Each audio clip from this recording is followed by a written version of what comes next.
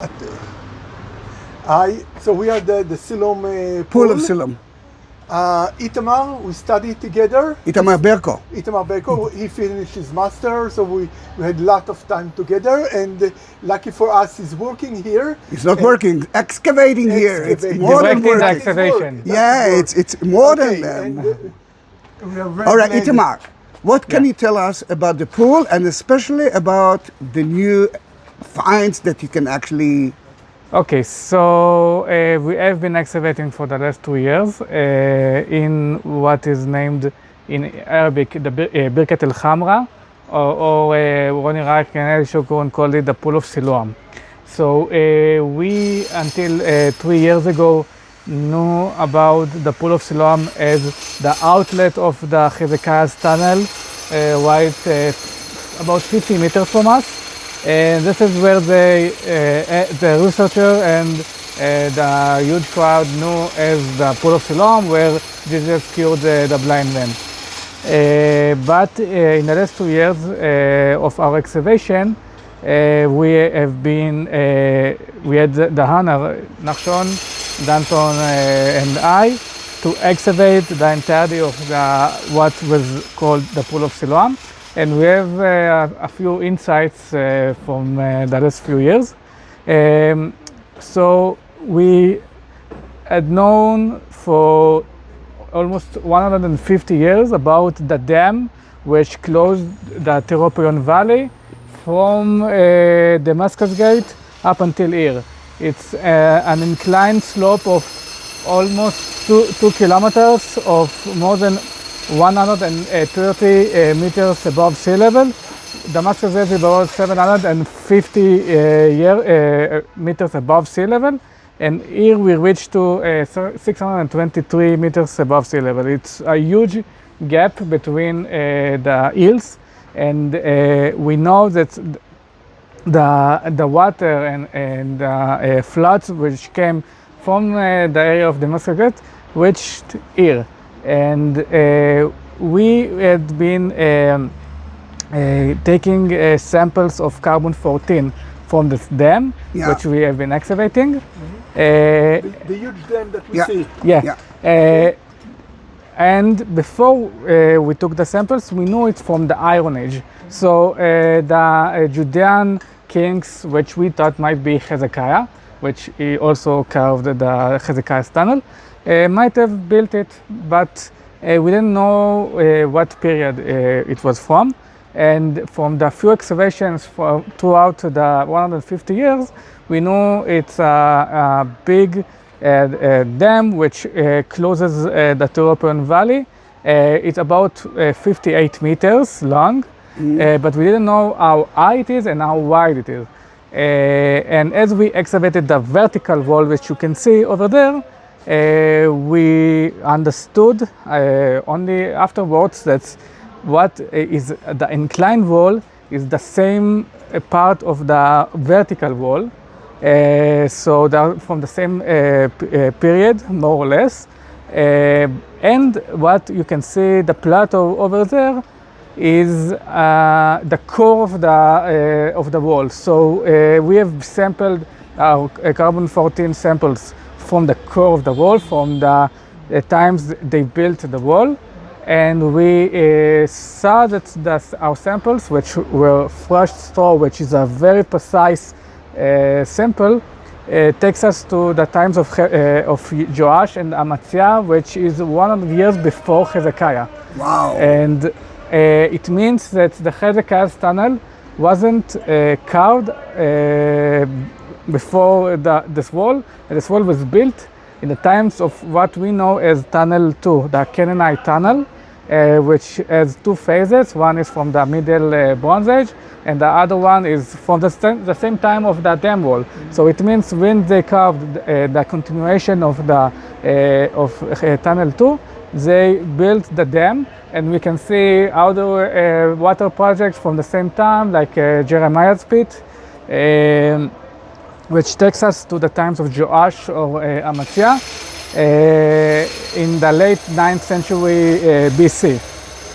We think that those kings built this dam to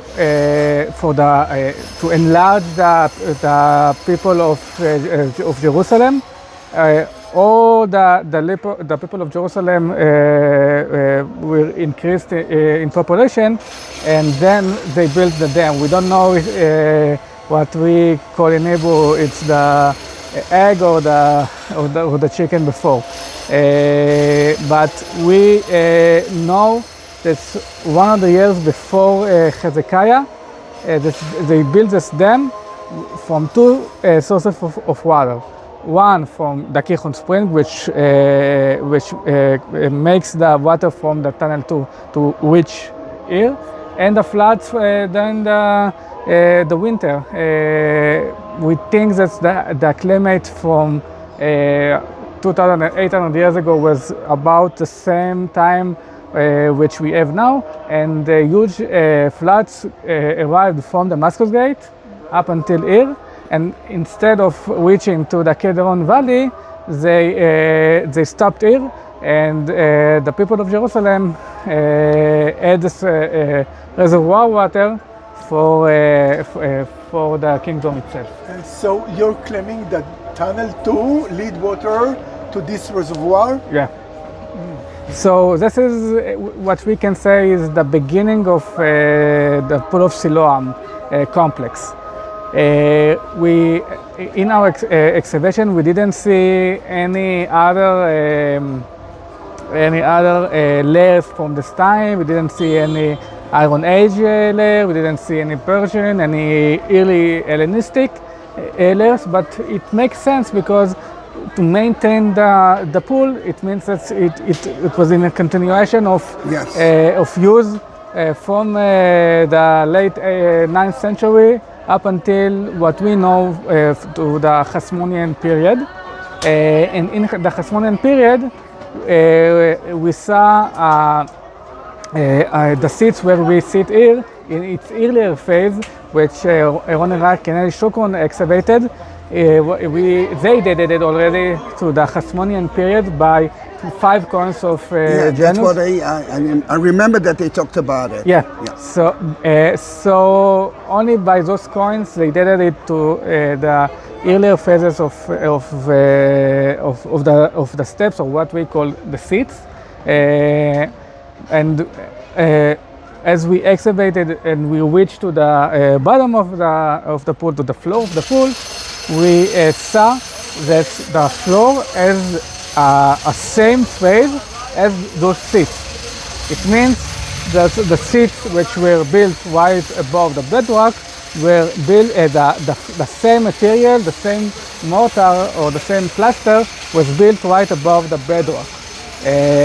So in the late Hellenistic period, in the times of the Hasmoneans, they built this pool, and they reached to the bottom, right above the bedrock, right on those seats, and right above the floor. So these seats were built by the Hasmonean? So it started from the Hasmonean period, but we don't know why it was built like in this way.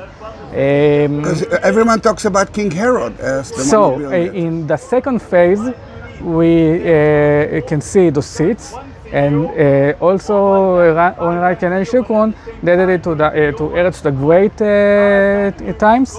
And as we understood the phases of the floor, we understood that right on most of the area of the Hasmonean floor, they some kind of leveled the floor by early Roman 1st century AD floor, which leveled up by how as you go south, it deepens up. So they leveled the floor for some reason, we don't know why. But this is in the times after Herod the Great. We saw coins and we saw pottery from this period. And the seats were built right above the Hasmonean seats. All right. And we are not in argue that it's not from the for Eretz the Great. We agree, and we had a theory about 2 years ago that the entire complex, the steps were used in the original usage as some kind of a naumachia. A marine theater. Yeah. Yeah. So it was a good opinion for those times, but as we excavate, we can see it's much more complex than a marine theater. We think, of this opinion, if it was used as a marine theater, it means that it was never in use in the times of Eretz, because Eretz didn't or the Jews in Jerusalem didn't allow for those kind of games to be in play, so they didn't allow it, but it already was built for the Actium battle in 31 BC.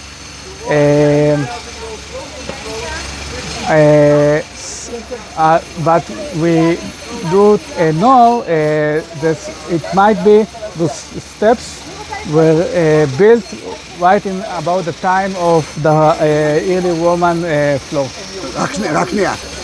Okay, so in the times of the Second Temple period, we think that there were two big pools. רק שנייה. So we think that there were two big pools. רוני רק שוקרון think that the Pool of Siloam, what is called the original Pool of Siloam, was in the outlet of Hezekiah's tunnel. Yeah. And I'm sorry, that's what we think.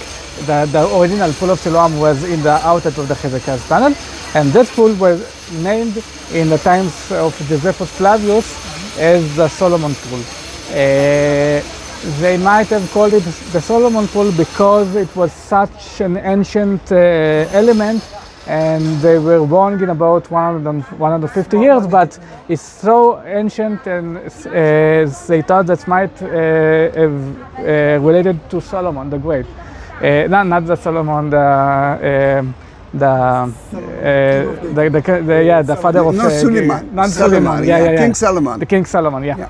So and also in the times of Jesus in the Second Temple period, they thought that the Shiloach spring was right there in the outlet of the Hezekiah's tunnel. Then it didn't reach here?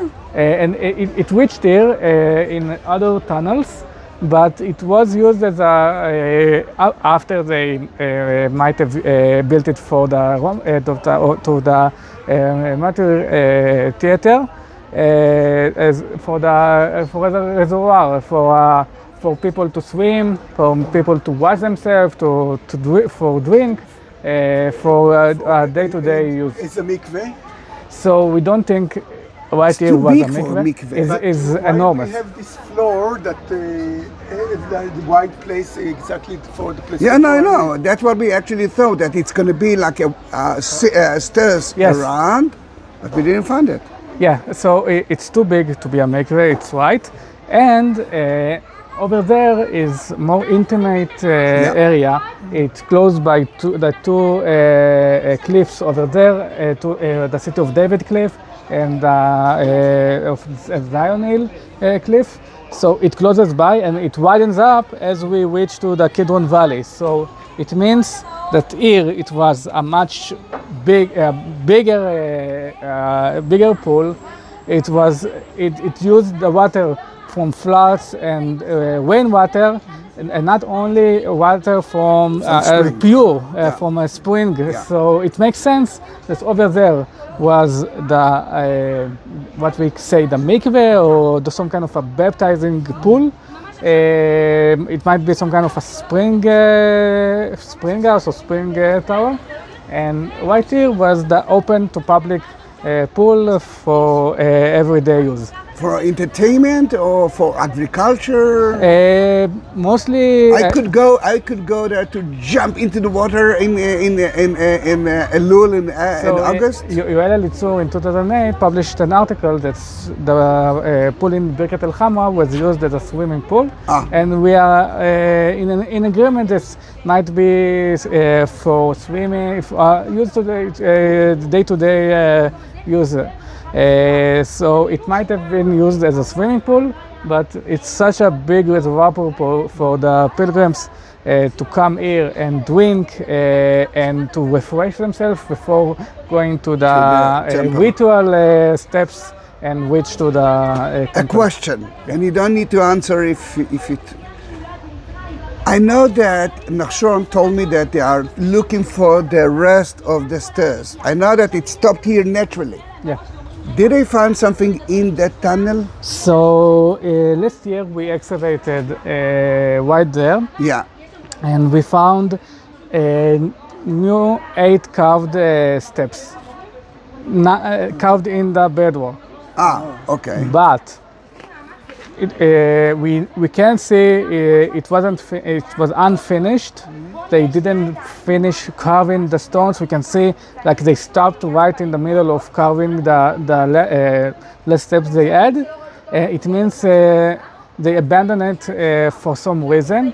There are big, some kind of reasons that might come from the Great Revolt to other reasons. Maybe Herod the Great abandoned it, or one of the Roman governors decided not to continue the steps. But it seems like right now that they were never in use. And a few months ago, we found some kind of floor, which might have reached to the plateau over the steps over there. The bedrock steps are containing one big wide step, then about 5 smaller steps, then smaller. Yeah, it seems like that. So it seems like it goes to what we can see right now here. So it might have been from the same period, but we can date bedrock. So it's really hard to figure out. The tunnel over there, that was the edge of the pool we see here. Wow, so it's a huge pool. Yeah. So it's huger than that. So, but we do know to say that the edge of the pool was right there yes, where the tunnel is. How deep? Like a meter? We can see the bedrock right beneath the road, the modern road. So it was enormous in the times of the Second Temple period, and we might have seen some kind of floor right there. But we had to connect it to anything we see from the carved stones to other elements we saw in the bedrock. So that's about it from the Second Temple period. We didn't see any other layers from those times. One more question. Did we reach the bedrock already? Or yeah, we excavated the Hasmonean floor and we saw already the bedrock. It means that the dam wall was right above the bedrock. And we do know the size of the dam, which was in a continuation from the First Temple to the Second Temple period. It was 58 meters wide, that we already know, but it was about 14 meters high. You can see 14 meters high. 14, 10 or 14? 14. At least what was preserved. Right beneath this Ottoman Ark to the lowest floor. And it was about 12 meters wide. Wow. And it's enormous, one of the biggest elements in ancient Israel. And it was in continuation for what we knew for at least 800 years. After the destruction of the temple, the pool was abandoned for a short period of time, but we can suggest that it was in a continuation of use, and we saw from the Bordeaux traveler that in 333 AD that he came here and he saw 2 active pools. And the traveler from Francesa spoke about also 2 big pools, but during the Byzantine period there was the Church of Siloam, which was inactive, and we Bliss and Dickey, we were excavating here in the 19th century, suggested might have been destroyed during the Persian conquest in 614. But Ari Levi, who excavated the church, thinks it might have in a continuation after the destruction, but he yet to publish it. He might will be publishing it in the future. So during the Byzantine period, the pool was in active use, but we didn't see any what we call a pure layers from the Byzantine period. And as we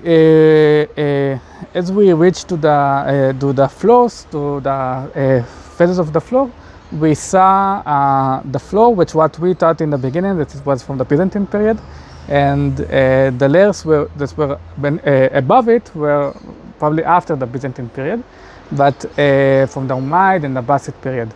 But as we excavated the floor, we understood that it's not from the Byzantine period, but from the Umayyad period.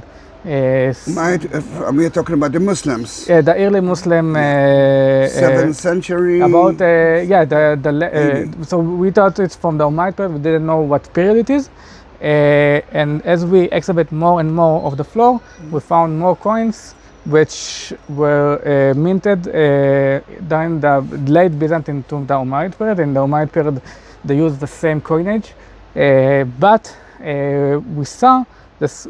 A few of those coins are what named as a post-reform coins, which minted after the reign of Abd al-Malik, and we think right now that the pool, and we are going to publish it in 2 months in the conference of Jerusalem's district in the Israel Antiquity Authority.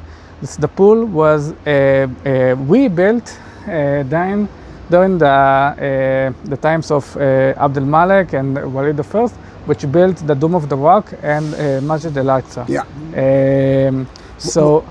Sorry. Yeah. Behind you. Yeah. I see that they're excavating here. I remember that someone told me that this is the Muslim period. Yeah. What are you going to do with it? Are we going to I have as excavation? Just one question before you. Yeah. All right. When was all this destroyed and filled with dirt? So exactly what I was going to say. So it was rebuilt in the late